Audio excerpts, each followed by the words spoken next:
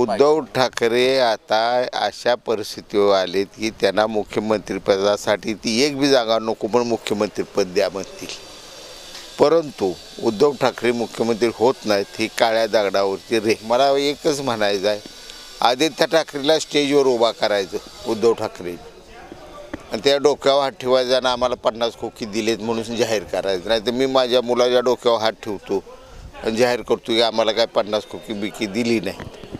एकदा सोक्ष महाराष्ट्राच्या जनतेसमोर होऊन जाऊ द्या. तरी शिंदे साहेबांवर येणारं नाटक जे आहे ते नाटक त्यांच्या एकूण काम केलेल्या कामावर आणि भविष्यात त्यांना जो महाराष्ट्राच्या प्रगतीपथाकडे जाण्याचा वेध घ्यायचा आहे त्या संदर्भाने ते आलेले आहेत. आणि यांचं नाटक येणार आहे ती फेक नरेटिव्ह ह्या सिस्टीमवर तर नेहमीप्रमाणे आहे. मुख्यमंत्री एकनाथ शिंदे साहेबांनी मुख्यमंत्रीपदाची शपथ घेतल्यापासून आणि उद्धव ठाकरे यांचं मुख्यमंत्रीपद गेल्यापासून फक्त आणि फक्त उद्धव ठाकरे आणि संजय राऊत यांचं शिंदेसाहेब आणि त्यांच्या सहकार्याला शिव्या घालण्याचं सोडून दुसरं कोणतंही काम नाही. महाराष्ट्राच्या जनतेच्या प्रश्नाकडे त्यांचं लक्ष नाही. शेतकरी, शेतमजूर, महिला अशा असंख्य प्रश्न आहेत जे प्रश्न मुख्यमंत्री एकनाथ शिंदेसाहेब समर्थपणे सोडवायला लागलेले आहेत.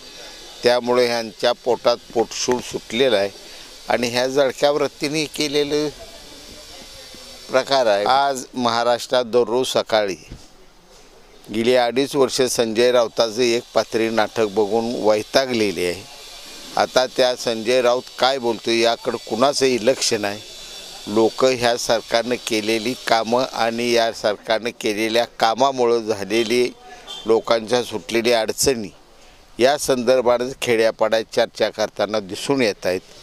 संजय राऊतांनी नुसती टीका करणं यापेक्षा त्यांची भविष्याची भूमिका काय ही जनतेसमोर मांडावी. एबीपी माझा, उघडा डोळे बघा नीट.